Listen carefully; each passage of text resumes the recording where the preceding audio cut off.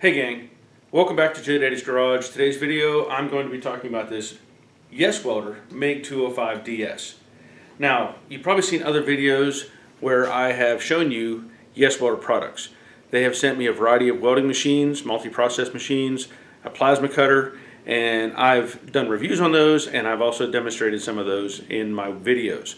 So this welder is one of the first ones that they sent me, and this was probably a year or so ago.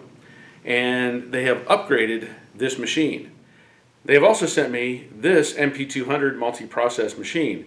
This does plasma cutting, MIG, TIG, a variety of different things, and I use this frequently, especially when I'm welding something heavy. So they have sent me another Mig-205DS, which is the upgraded version of this welder. So what I want to do is show you that welder and maybe do a comparison between the first generation of this machine and the current generation of this machine. I think that'll be beneficial for everybody, and we'll be able to see if they made improvements on these. So I'm going to show you that other machine, and we'll do a side-by-side comparison. So here's the box, Mig-205DS. I didn't know if they were going to do an upgrade, like have another series number, but this is the same part number as what's on the other box. And they've also sent me this box, which has a spool gun in it to weld aluminum. Hopefully I can come up with something to weld with so I can demonstrate this as well. So I'm going to set this on the floor, cut it open, and then put the pieces up on top of this table so you can see exactly what we're dealing with. First thing out of the box is their accessory kit, let's say. So you've got a lead for stick welding. You've got your lead for the MIG welder.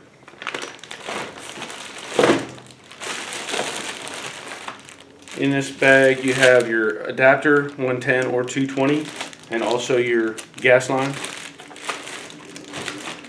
In this bag you have your ground wire, your ground cable. There's also an accessory bag. Looks like it's got some chart in it, and also 3 different size wheels for feeding your wire.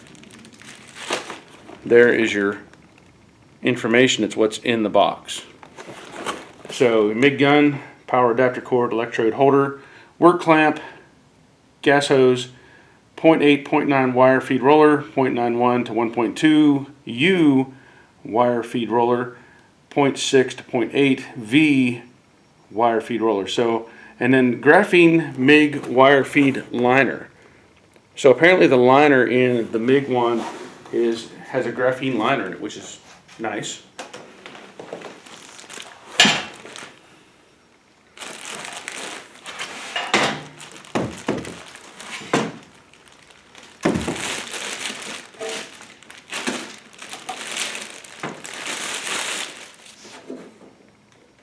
So they have a protector on the end of the cable, a little plastic sleeve, and this is zip tied to the handle.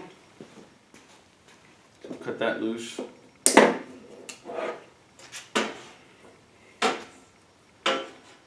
Now, as with all their machines, their power switch is on the back. And I think this is some sort of European standard. In the US, everything has a switch on the front, but I think this meets some other standard. This also has your gas port. So on the front of the machine, this is your connection for your MIG. You got this ground lead, and this says positive negative. Now down here it also says positive negative. So this will go into either one of these ports depending on what you're welding. And then this is your wiring connection for your trigger on your MIG gun. Underneath this cover, you've got a variety of buttons. We'll go over that and do a comparison between this one and the other one. Looking at it from the side, you've got your roller, your carrier for your welding wire, and then your mechanism for your wire feed. I pointed this out. I think I pointed this out on the previous video that I did. I don't like this personally because your access is very limited. I think this should be open more so that you can actually change out stuff. This is your feed for your wire, your tensioner, internal roller, and then ahead of this is a knob for access to your wire feed rollers. So again, that's one thing I don't like. This should be somewhat bigger, or the door should be bigger or something. So if I set this welder and set this one in front of it, it's the same dimensions. It looks like it's the same length, everything else, a little bit different handle, obviously different color. The back of it, everything looks like the same thing. There is a different set of numbers on here for like the manufacturer number, so there may be some upgrades there. Again, looking at the inside, same thing. This is what I was talking about before, and I don't know why can't make that bigger. So anyway, then there's the carrier for your, or the place for your welding wire to sit on. Looking at them from the front, they both have this same cable connection for the positive or the negative. And I had forgotten, when I was looking at this, I didn't really pay attention, that the MIG gun is all in one connection. So your control plugs in here, and your gas feed, your wire, all comes out of the same connection, and that's identical here. This connection, I assume, is for the spool gun, because that's a new feature. So that may be the biggest change between these, is the fact that you have a spool gun for doing aluminum welding. And if I pull the spool gun out of the bag, you can see that that's what it is. You've got this wire connection. So that's the trigger mechanism for that. And then this attaches to your same port for the MIG gun, but you'll notice there's no wire feed for that. So it's just gathering the gas from the argon or argon CO2. I've not used one of these before, so we're going to see how this works, hopefully. I have a friend who needs some aluminum welding done, and hopefully he can get me that kit. Also in the bag was this little multi-wrench and a roller which has a 0.035 0.035 and 0.9, has a little U on the 0.9, so that's obviously metric. So we'll get a look at that as well later on. So here's the manual for the blue welder, and this is from September of 2020. The black welder is from June of 2022. Now they both say, this one, the top one, the blue one, says IGBT inverter, multi-functions welding machine, CO2 MIG, MAG, MMA, TIG lift, and gasless flux. So I'm not sure about the TIG function because it doesn't have a TIG accessory on it. This one, they have, the black version says IGBT inverter, multi-process welder, MIG, MAG, flux cord, stick, and lift TIG. Again, I don't see the TIG function. So looking at the manuals, of course it's going to give you some basic information here.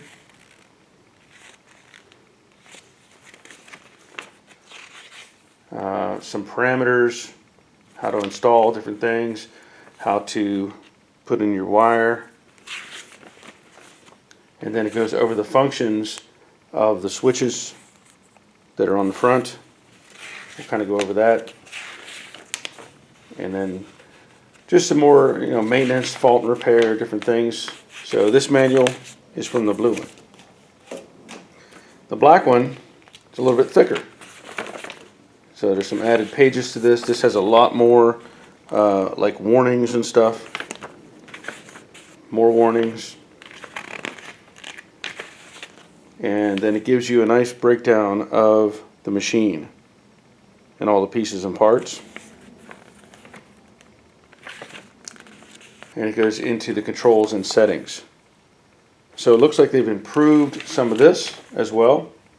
Some information on the back of the welder and different things like that. This wasn't in the first manual. And then it talks about installing the welding wire, and it breaks down all the pieces and parts that are involved with the gun and the accessories, the roller and all that stuff. So really much better on the manual. It does show in these series of pictures over here. It does show these different things as far as the TIG and all that, but again, it doesn't have a TIG wand with it. It does go through the process of installing the spool gun, which is nice. Some other adjustment information in there. So they have done a good job improving their manual, that's for sure. Troubleshooting page, a couple of pages, and then a wiring schematic on the back. Should turn it this way, sorry. Okay, so let me point this out, that both feel like they weigh about the same, so I can't say there's much difference internally on that. On the back we still have the power switch like I had said before. However, this one, the wiring that's connected is a straight 110, and I don't remember honestly. It says 110 220, and I know that other variations of these welders had an adapter that plugged onto this, so I don't remember if this one had a different lead for the 110 or 220, whereas this one has a straight up 220 lead and then an adapter to go down to 110. So that's an improvement. Okay, so I'm going to turn on the blue welder, and I want to show you some things on this. It goes through a little cycle there. First button here on the left, that is for 2-touch or 4-touch. What that means is if you're using your MIG gun, you squeeze it and you hold and let go and it stops. That's 2T. 4T means if you hit the trigger and let go, it'll stay running, and you hit it again and it'll stop. Most people will use 2-touch or 2T. On this side over here you've got MIG, mag, and stick welding. You've also got TIG lift and gasless. So every time you cycle through these, it's going to change some other parameters. So in this case, a MIG CO2, this button says gas. Just tells you it lets the gas turn on, let's say. I guess it's just a test feature. You can hit this button to change your wire thickness, 0.023, 0.030, and 0.035. This button is a feeder. So when you hit that, basically it's going to feed wire out of your end of your MIG gun. You don't have to squeeze the trigger. You can push this, and every time it's going to reset. This knob you can adjust. It's up here in the corner. It has a A for amperage and a V for voltage. So when you change this, it changes both at the same time in a subtle difference. If you hit this button, it goes flashing to that, or you hit this button, it goes to the lower one, which is your metal thickness. Now I believe this is all in millimeters, and when you change that, it changes your voltage. And lowest it'll go is 0.7, and the highest is 11.6. Now of course this is on 110 volts. That would likely change if you go to 220. So not too complicated. And this one you can actually change the voltage again. If you hit the button, every time you hit the button, one of these lights up. And then this is inductance. I can't tell you exactly what that means, but you can change it. So it goes up to 10 and down to -10 is the max. So basically that's the function of this one. I'm going to shut this one off. Okay, so I'm going to turn on the other machine, and we'll go over some of the functions on it. So on the left here you have a green light on manual MIG. You can hit this button. It goes to synergic, MIG, stick, and lift TIG. And of course you can see it changes numbers up here as well. So I'm going to go to manual MIG, and then you have a choice of gases. You have CO2 100%, You can go to argon CO2 mix 3525, flux core wire, and aluminum. And you'll see when I go to aluminum, it triggers up here on this side to a thicker wire, 0.045. So when you go to a smaller size or a different gas, it doesn't let you go to that thickness. So just showing you that. On the side here you have 0.035, 0.030, and 0.023.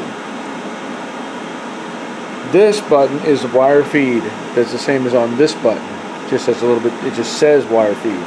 So when you hit that, it's actually going to push out wire out of the gun itself. Now, what I find interesting and a little confusing, and I think there could be a better job of this, is some of this information that's on this sheet right here. Now, when I was first looking at the controls, let me shut this off for a second. When I started trying to use this, I was looking at information that I didn't understand. And you can see, in this case, just going through some of these codes, they have the letter U, which is for voltage. The letter I is for current or amperage. SPD is feeder speed. Current is your current adjustment. IND is inductor. ARL, arc length, and that's in the synergic mode. And then an error function, over current, something like that, or overheat. Over here you have H5. You'll note that's a little h and a number 5 or an S. I'm going to say that's an S in this case. And that says arc start current. BBT, end arc current. That's usually burn back time, is what BBT means. DIG is arc force. ANT is anti-stick. RIN or RIN, feeder speed, arc starting inching. HS, that's with the big H, hot start current. Over here, STP is weld steps. 2T and 4T, we talked about that before. It says 2 steps or 4 steps or 2 touch or 4 touch.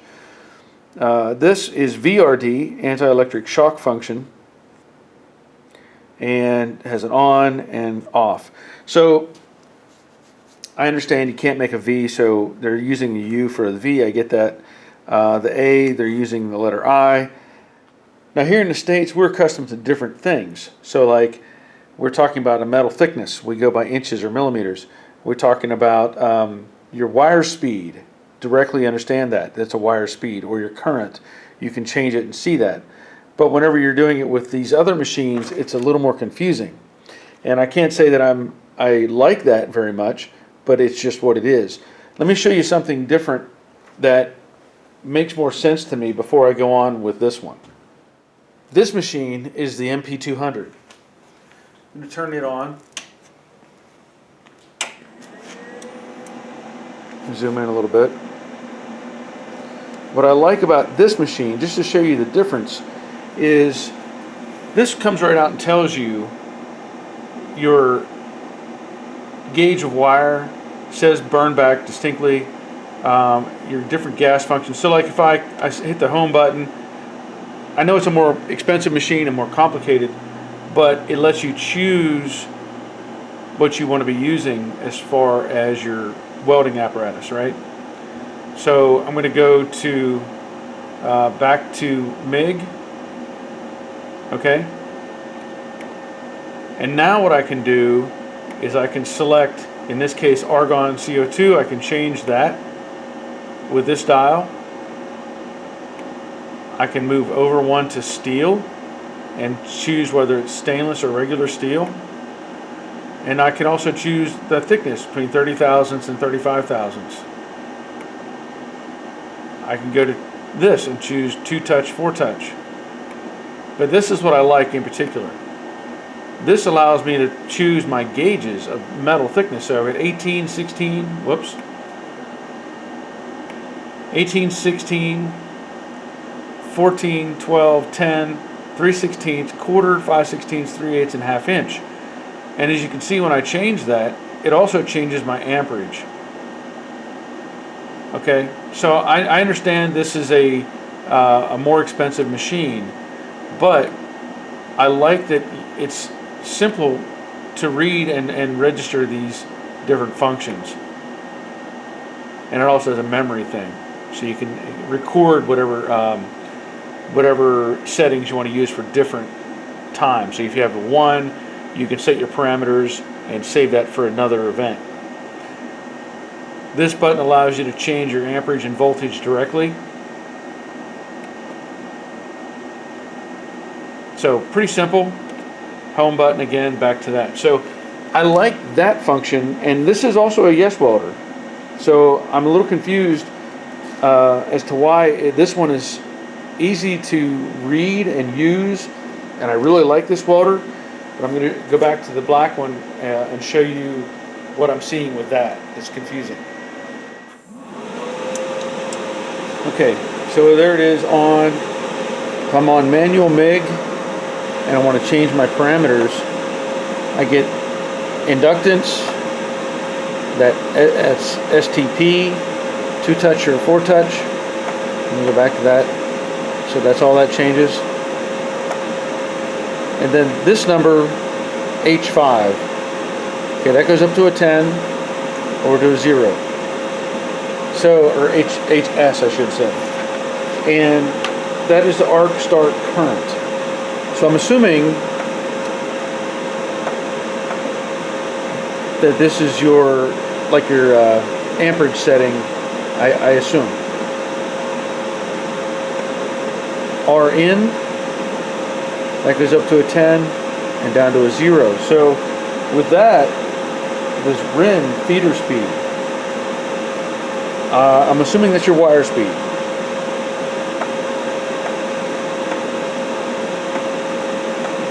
And then you have burn back time and back to inductance. And that goes -10 or +10. So I'm not as familiar with these type of machines as I am with the other ones that I use. So basically I'm looking at an inductance. My assumption is when you hit the trigger, it's the amount of time that it takes to actually start the arc, is the way I look at it. I may be wrong, but that's what I'm thinking. And then again, as we talked about with the arc start current, whether we want it everywhere up to 10, and then again the metal thickness is my assumption on this one, as I had said before. And then burn back time, that's how long you want your wire to hold energy or stay energized. So you can change that as well. This button here does allow you to change. When you see that, it says your voltage. At least that's what it's blinking a V on that side. And that goes up to 30. And then this goes to amperage.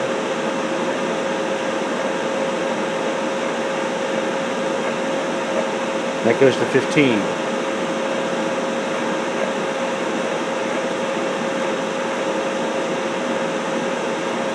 Down to 2. So voltage again, and there's a U.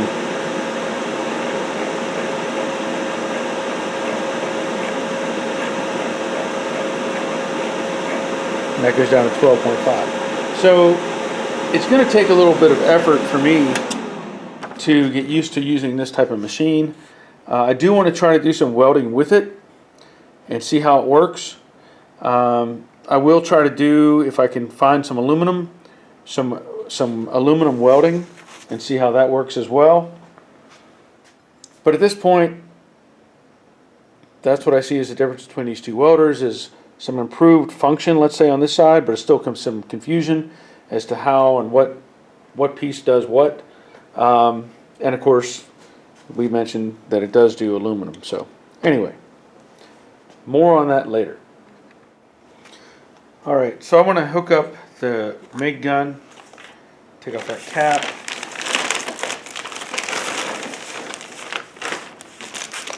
So here is the new MIG gun, and then here is what I'm assuming is a replacement graphene liner. I'm assuming.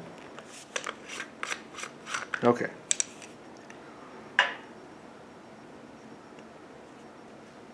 Taking this end off of the fitting. Okay. So there, it has a liner in it. And this looks like an improved version, I would think. Because this looks like the traditional ribbed spring wire by the looks of it. Because I can just see the shape of it right there. Kind of has that ribbed look to it. So I'm going to leave that in there. Thread this back on. But this is a graphene replacement. It also has two tips in here. It says 1.0 and 1.2. So I'll have to do the metric equivalent, or the American conversion to that. So to install this, I'm just going to line this up. It only fits one way. Tighten this collar.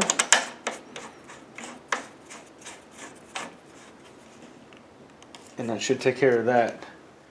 Now I will say I like the looks of this gun, nice and heavy. Nice trigger on it.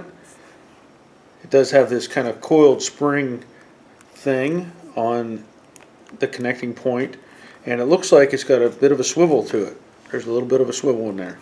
So let me get some wire in here. We'll get a look at it. Okay, so let's get ready to put the wire in the machine.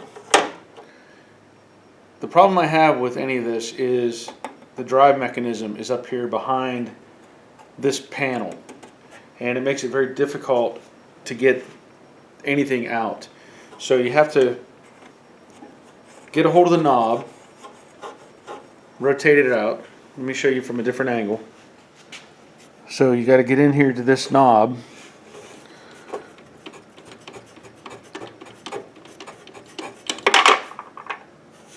and get it out.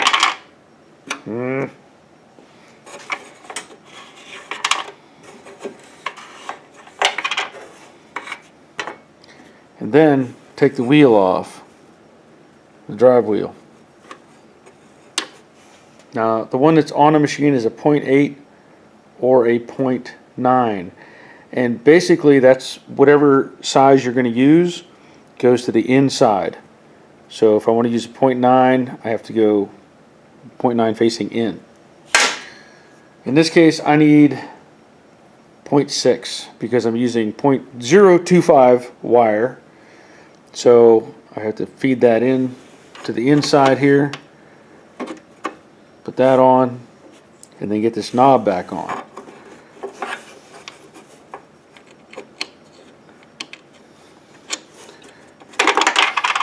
And drop it.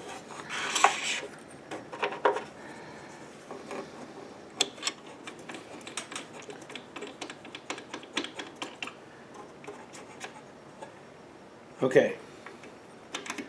So now the trick is to get the wire into the machine. Okay, so to get the wire in, I have to take this knob off, turn it clockwise,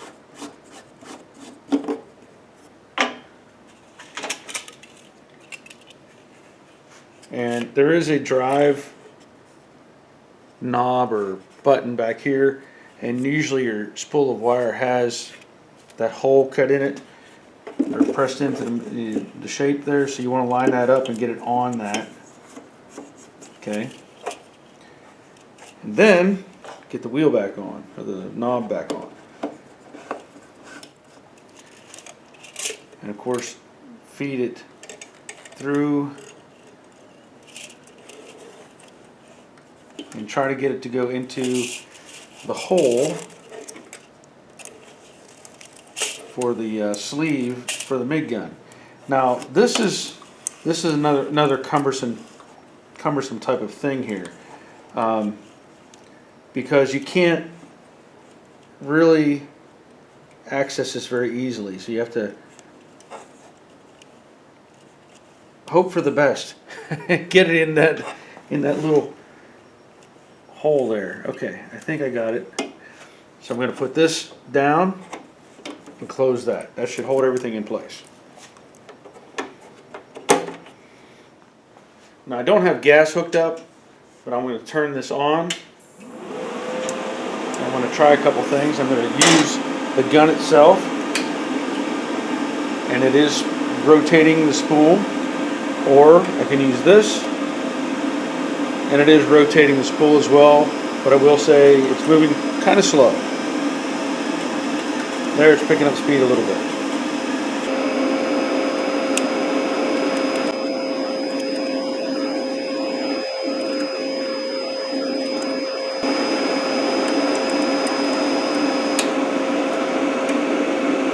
And it has come out the end of the tip there. Okay, that's a good sign. Okay, now that I have everything connected with the welder the way I want it, I'm going to attempt to do some welding of some sheet metal. Now, this is some thin stuff. This is normally the kind of sheet metal you would find on patch panels for cars. And what I want to do is weld this piece back to this piece. So I have a couple of plug welds to do, and I'm also going to do an edge weld. Now the only option that I want to work with here is the synergic function. So I'm going to turn the welder on. I want to make sure I'm in synergic mode. You can do that by pressing this button over here. Also want to adjust my gas mix back to argon CO2. My wire size 1023. And you can see it already set some parameters here. The only one that I'm really interested in is the R/N, and that is apparently the wire speed. So I'm going to set this at 2, and we're going to try to do some welding and see what happens.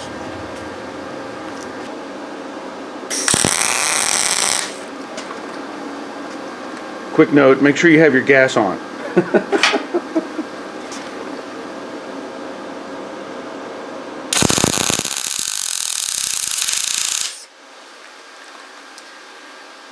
Now that burned really hot. Really hot. Too hot for what I want to do. So I'm going to make an adjustment and see if I can't change this a bit. So I'm going to turn this down. I'm going to turn the current down. We'll go back to 85 and see what happens.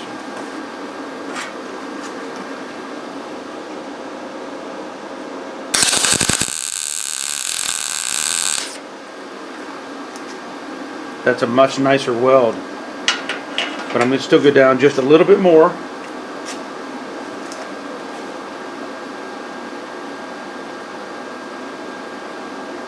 To 75.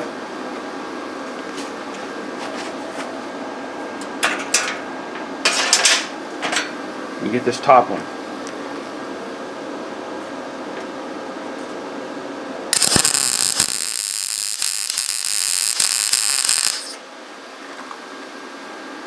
That's a good weld. Now, on this edge weld, I'm gonna still go a little bit lower. I just want to see what happens if I come down just a bit. So I'll come down to 70.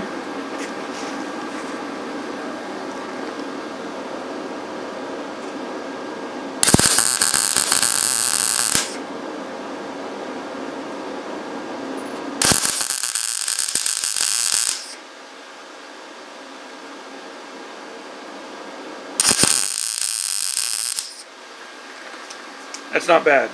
Now, normally what I would do, I would not do this type of welding on a flange if I was putting on a quarter panel.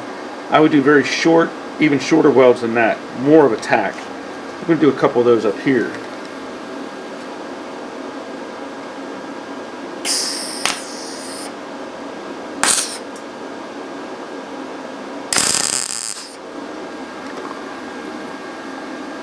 And I would let that cool, but I would move to another area and put on another tack. This looks like it's making contact, so I'll try that.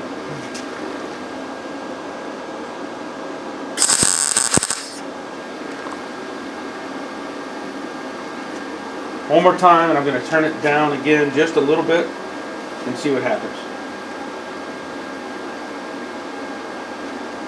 Down to 65.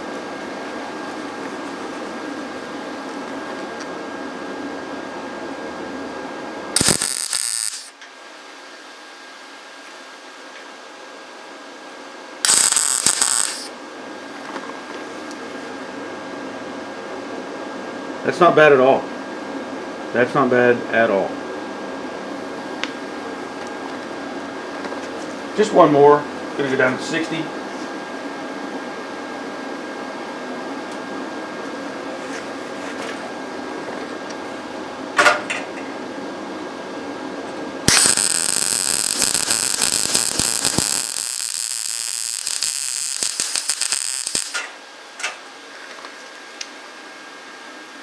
Yep.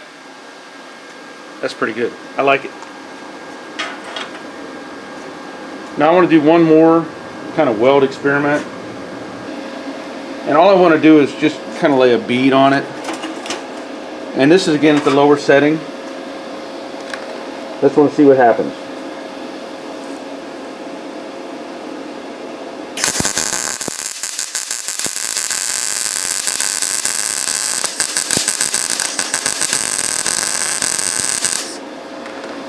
Now it feels like it's struggling a little bit. I'm going to turn the voltage way up. I'm sorry, current. Turn the current way up. This is 110.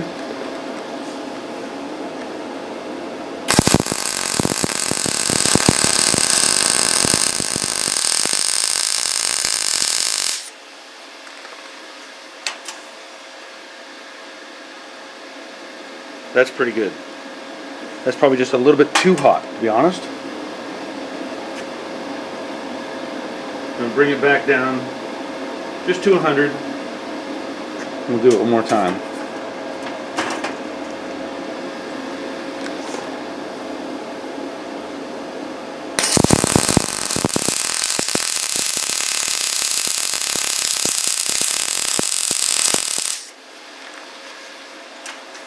Pretty similar results.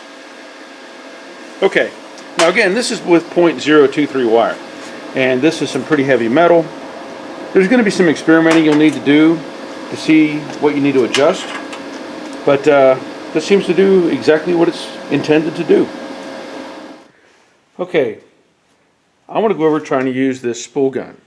Now I will say I have not used a spool gun before, but it seems like it should be pretty simple. Let's hope so. So in the kit, it comes with the spool gun itself. It comes with two different tips, a 0.8 and a 0.9, a wrench, and a roller wheel. And it tells you in the instructions to decide what size wheel you're going to need. This wheel has 0.9, which is 0.035 in inches, and on the other side 0.8, which is 0.030. There is another wheel inside of this gun. So what I want to do is open the door here, pull that up. I'm going to remove this lock nut or jam nut, however you want to look at it, and look at this wheel. This one says 1.0 in metric or 0.040, and this is 0.8 or 0.030. I'm not going to use that one. I will be using 35 thousandths wire. So with this wheel, I'm going to turn it over and put the 0.035 down, because that will line up with the actual roller that's inside of the gun. You can see there, maybe, hopefully see. So that's facing down. Put the nut back on. Now it tells you to feed the wire through the gun, but I'm going to do something else first. On the end here, we have the shield. You can remove that, and then you have this tip. This tip I know is 0.030. Nice little handy wrench they give you there. So I'm going to have to remove that. 0.8 or 0.030 in inches, and I'm going to replace that with the 0.9 or 0.035 in inches. So that's that one.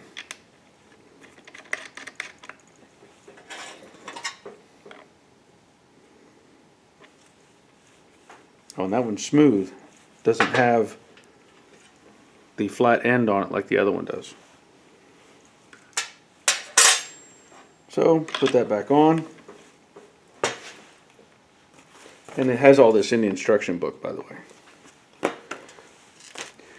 So there are different types of welding wire available. Your application will require you to look it up. This just happens to be the one that I grabbed off the shelf. 0.035 ER5356. So this, I'm going to have to cut the end off, I'm sure, to feed it into the spool or into the gun.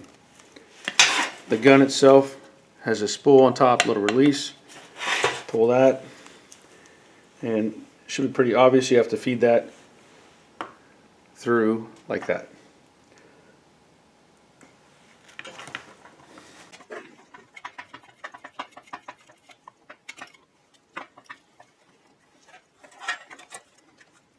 The relieve tension on that so the wire can feed in.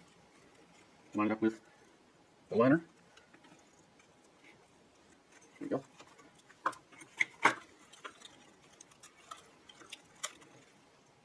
Put that back down. Secure that. That should hold everything in place. Put this back in. And tighten down the nut.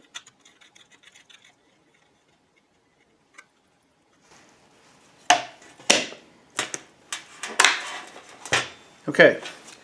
So the next thing I need to do is install this on the front of the welding machine. You can see it has this cap here, like the MIG, that's where the wire would feed. So that's capped off. And then these other connections will be for your gas, straight argon, and then any electrical connections that are part of the machine. And then this will attach to the front of the machine at the appropriate fitting. So you can see where that goes. Might be easier to remove this lead, get it out of the way. There is a notch in the end of this wire connector, so you want to line up that notch and then line this up and get it in place.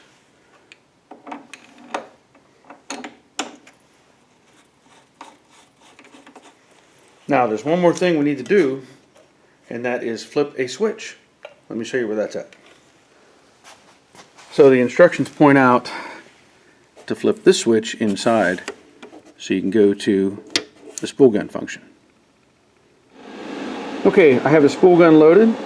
I have fed the wire out of the tip. I have turned the switch on the side, as I mentioned, and I have set the welder to aluminum. And in this case, I'm playing with the adjustments. That current, I'm going to go with 130, and I'm going to see if I can weld this. Now this is a aluminum ramp for like a trailer, a small trailer, and it's not broken or anything, but I feel like it's a good candidate to try to show some capability of this spool gun. So I'm just going to lay some beads on this and we'll see how it looks. Now I know the aluminum is probably more picky than steel, and my understanding is you're supposed to clean it with a stainless steel brush. So I'm going on top of an existing weld, and then you're supposed to use acetone. I don't have acetone, but I do have a little bit of lacquer thinner, so I'm just going to make sure that's clean.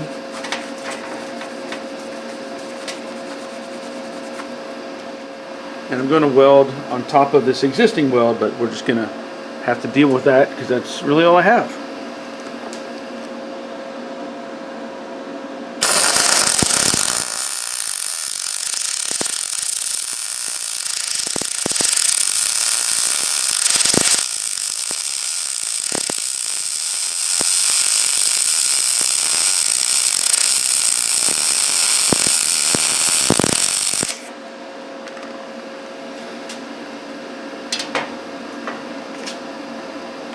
Take the wire brush,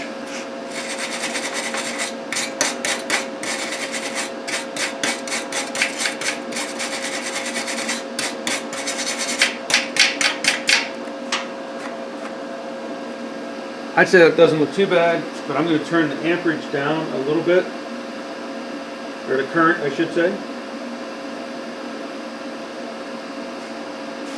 In this case I'm down to about 124.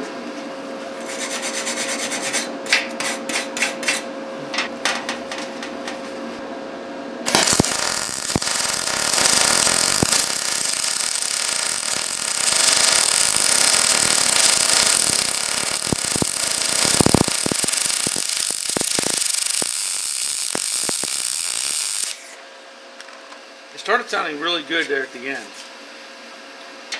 So again, this is a learning curve for me.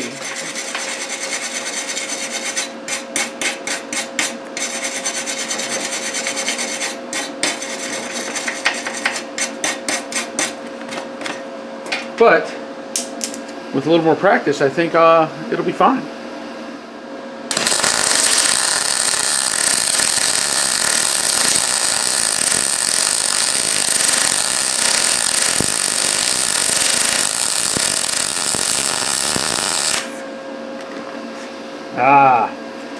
That looks pretty nice.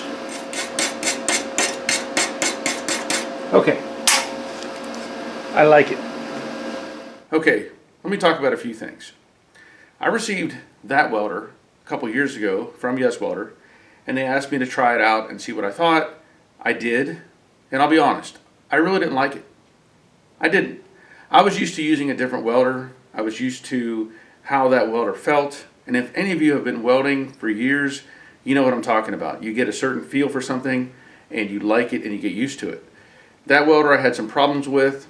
I did not like the way it was feeding. I actually had the wire get caught up inside the machine and I gave up on it. I set it aside. I said I'm not messing with that one. Now granted, YesWelder has sent me other welders. They also sent me that MP200 multi-process machine. Fantastic. Thing's been doing a great job. I like it very much. They've also sent me the plasma cutter. I use it all the time, so I'm very happy with that as well. But I really didn't like that first 205DS. This one is a marked improvement over that one. They have done their homework. They've changed some things. The synergic function seems to work much better, and also adding the spool gun feature, that's a big plus. I've never welded with a spool gun or welded aluminum like that. I like it. You know, I could see myself doing repair work on like boats and stuff like that for people or golf carts. I could fix stuff like that now. So that's a big plus. What I don't like the words, the abbreviations, or the acronyms that are on the front of this thing. Now I get it. It's not necessarily made for the U.S. market directly. There are some variations between how countries read and do those things. I struggle with that. You know, I'm used to my old welder. You could do wire speed and you could do current and you just kind of tweaked it from there. This one, they don't make sense to me. And maybe I'm just too old school. I don't know. But you saw what I did. I welded with it and I was very happy with those welds. The only other thing that I don't like is this setup here. Getting into this to fix the wire. If this was more forward, that would be an easier option to get to. And it may be that other people don't have a concern with that. You put on a spool of wire, 8 or 10 pounds, whatever, and you just run it. And you're not changing it very often. But if you're frequently going in here and changing wire sizes, that's a bit more of a hassle to get in there and get your hands around this panel. So just keep that in mind. It's still not enough to say don't buy this thing. This is a good welder. It is. Overall, because of the confusion over these features with the acronyms and this, I'm going to give it an 8. I really am. I like this welder and I will be using it. When I'm doing other jobs that I don't need the bigger version, I will use this welder. So anyway, I want to thank you for watching. If you would, leave a comment, leave a thumbs up on this video, and until next time, take care of yourselves. See ya. Oh, happy welding.